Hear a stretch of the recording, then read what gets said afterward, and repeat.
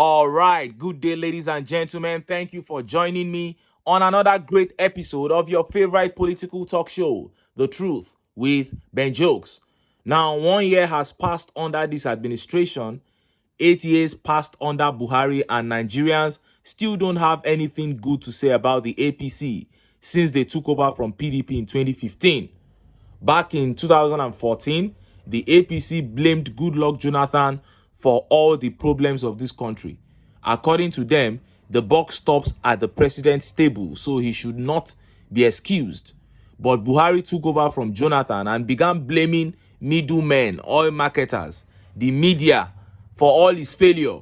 It was shocking and pathetic.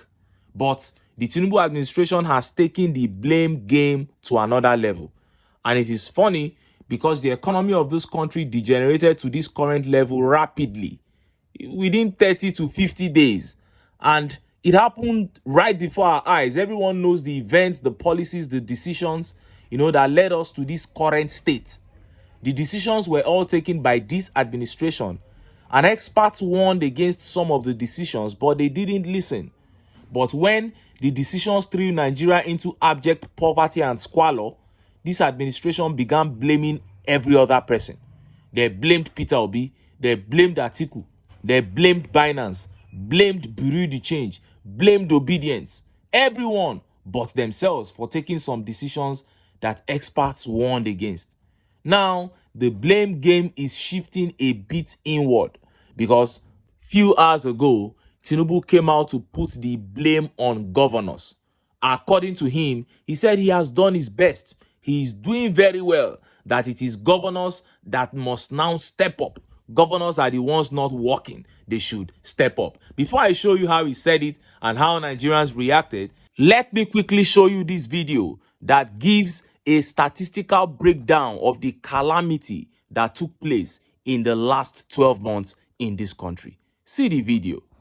Gone from 238 naira and is what it is today. Astronomical. Diesel price is now selling for over 1,400 naira from over 800 naira that it was selling before. You look at the price of the food inflation. When this government got into office, it was 24%, now 40%. You look at inflation rate, 22% when they got into office, now 33%. You take a look at foreign reserve, it was 35 billion, it's depleted, it's now 32 billion. You look at the exchange rate, it was 461 naira to a dollar. When this government got into office, it's now 1,479 naira today to a dollar. You look at the public debt, it was then 87 trillion naira, but now 97 trillion naira. Interest rate, then 18%, is now 26%. That is the interest rate. That is what Nigeria looks like today. Wow, you saw that.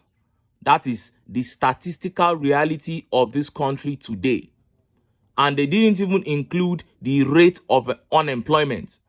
When you factor in the fact that 767 manufacturing companies have shut down in Nigeria in the last 3 months, and you look at the number of foreign companies that have shut down and left this country, you will shiver at the thought of what the future holds in terms of unemployment for this country.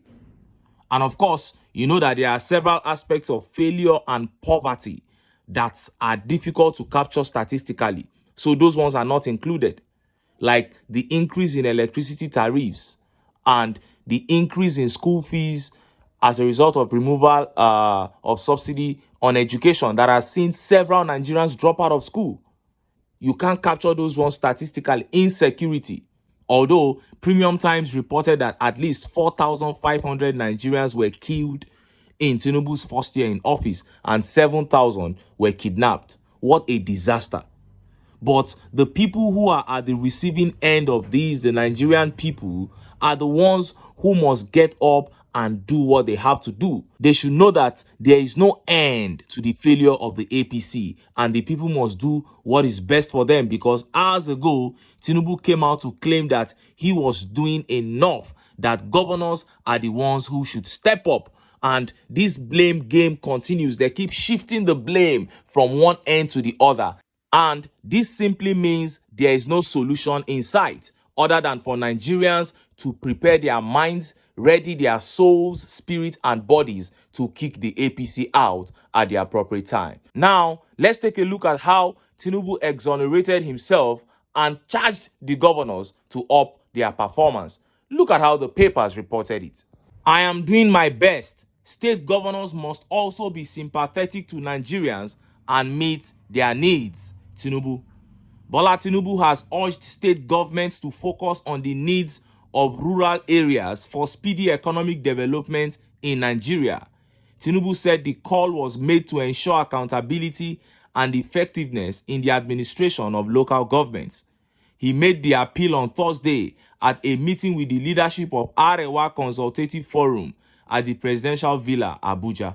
He said, "We are running a constitutional democracy. I will appeal to you to summon the governors. I am doing my very best to enhance the revenue base of the country.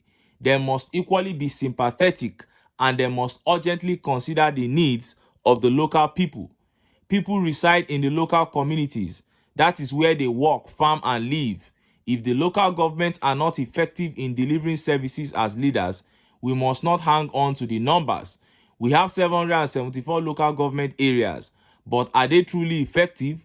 Do they solve problems for Nigerians? Do they coordinate development programming with the state and the federal governments? Who is being held accountable for the performance of the 774 local governments? Maybe we should look at recalibrating. What was good 4 years ago may not be good today. When we want the votes, we go to the locals. When we get the votes, we move to and focus on Abuja. The question of out-of-school children is unacceptable. Education is a tool against poverty, and that is what brought many of us here. We must use our education to serve the people and improve their conditions. We must develop the backbone of Nigeria's economy, which is the education system. We will collaborate with you on this intensively." So education is the backbone of the economy, yet you removed subsidy on it. What a contradiction. And now he's charging Nigerians to hold governors responsible. But in 2014, he said the president was to blame for everything that was going wrong in Nigeria.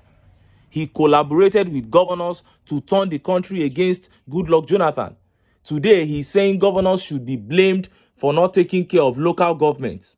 When they kidnapped Chibok girls in Chibok local government in 2014, who did you blame? And look at how Nigerians reacted. Look at some of the tweet reactions. This tweet by Free Africa says, "Chief Tinubu, you knew you can't fly a plane, but you hijacked it and tossed out the pilot. The plane is now yours. Shut up and fly your plane. Chai." And this tweet here says, "A failed man will always look for who to blame. Tinubu has failed and is now turning attention to governors. These same governors you deceived and used to win election. A big fight is on the way. Chai." Kayode Abraham here says, "How are you doing your best? In what ways exactly? I'm seriously disappointed." And Ifeoma says, "I guess Goodluck Ebele Jonathan was president and governor during his time." Was he? Was he president and governor during his time? Answer the question. And Check-in here says, "My question is it the governors that control the monetary and energy policies? Preparedness is really important before pushing for a leadership position." That is it. And Blaze says, "State governors don't control exchange rate, price of fuel, and security. Those are the major problems on ground now. And the state governors don't control those ones. So what are you saying?" And in other news, Tinubu's life is transparent. Nothing hidden about him. First Lady Remi Tinubu has applauded her husband Bola Tinubu as a transparent leader who works late into the night to ensure a better life for Nigerians. To me, he is quite a transparent book, an open book that people can see. Whatever they see him do is what he does in the private, Mrs. Tinubu said. The First Lady spoke in a short documentary shared by Mr. Tinubu on Thursday titled "Creating the Pathway for National Prosperity in Nigeria." According to Mrs. Tinubu, Tinubu spends the night studying and thinking about ways to make Nigeria better for its citizens and fulfill his campaign promises. She stated, "What he does more is that he studies more late into the night, reviewing things and going through files, trying to think about ways to get things going well for our people, to deliver on his promises to Nigerians. And look at how Nigerians reacted. Look at some of the tweet reactions. Shizu here says, where is his father's compound in their village? And Nada Ibrahim says, last, these people will regret snatching it and running with it. Governance no gree them govern. Now to change national anthem to colonial era. And Morayo says, waiting be the name of him papa, him mama, and how many siblings him get. Chai. Anyway, it is what it is. Nigeria lost its relative peace ever since these fraudulent guys came into power. Family lives have been in turmoil, moving around the nation, now so unsafe, hopelessness everywhere. And they have blamed everyone else except themselves for their failures. This simply means that the solution does not lie with them. After all, they are even the problems we are battling here. They are the problems we are talking about here. They seem to be a strong organization, a strong group of people. They are in fact a strong group of people. But just as I keep saying, no group, no matter how strong, can be stronger than a united nation. If Nigerians can cast aside their sentiments, these aboriginal and useless, meaningless sentiments of tribe and religion, and prioritize their welfare, then they can stand together and take their country back. But until then, make I still enter town. Make I go get some ogbonge political news wey una go like. Why? Because of una na I dey here. So don't go away. Don't go away.